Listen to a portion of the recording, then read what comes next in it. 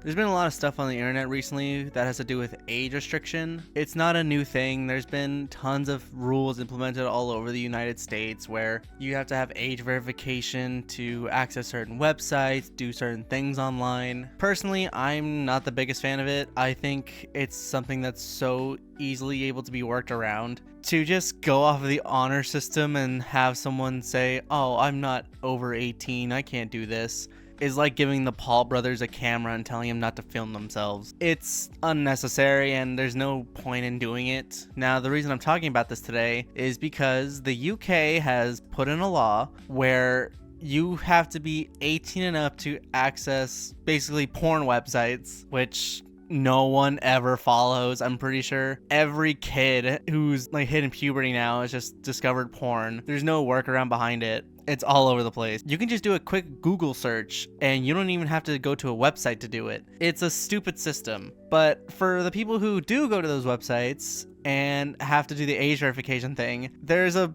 funny workaround going on right now where people are using Norman Reedus as Sam from Death Stranding because he looks so realistic in the game and sending that in so that way they can get past the age verification. Props to Kojima because he made a very, very realistic looking game. It's tricking even the AIs who are scouting all these different age verifications. He's a good guy. He's giving gamers a good story, but also the access to goon in peace. I think what also makes this a lot funnier is because when you're playing the game, you can kind of go into the camera mode and you can have Sam do all these different poses, make different facial expressions. So he's all like smiling, giving a thumbs up, good time, and just saying, "Let me see some titties. I want to see what all this fuss is about." So it's a stupid system.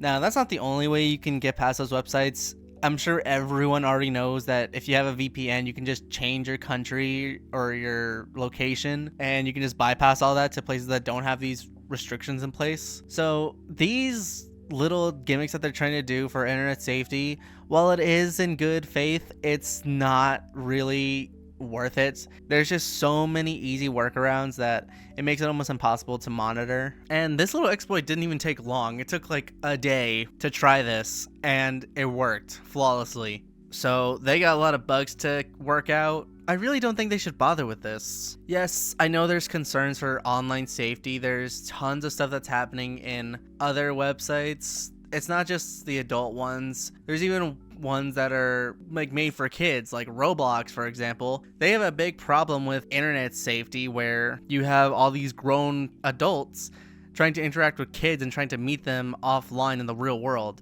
which that is a big problem. And another example would probably be just regular social media in general. YouTube, like I said, has all these different advertisements that promote AI chatbots, these really explicit interaction simulators where you can basically sext with an AI. It's all over the place, even with things like live streaming. You got Twitch, Kick. It's not limited to 18 and up websites. It's all over the place. Since VPNs are already a thing, you can't really escape the reality that people are going to see these kinds of things, especially younger people. It's gonna happen no matter what. I'm sure everyone who is probably watching this has gone to those websites before they were 18. I'm thinking like middle school wise. We were all hanging around our room and got a little curious and thought, "Oh, I want to look at some of these things." So we go to different websites and we just look it up and we say, "Wow, that's really cool. Those are some nice titties." It's gonna happen. Personally, I think they should just give up on this sort of method for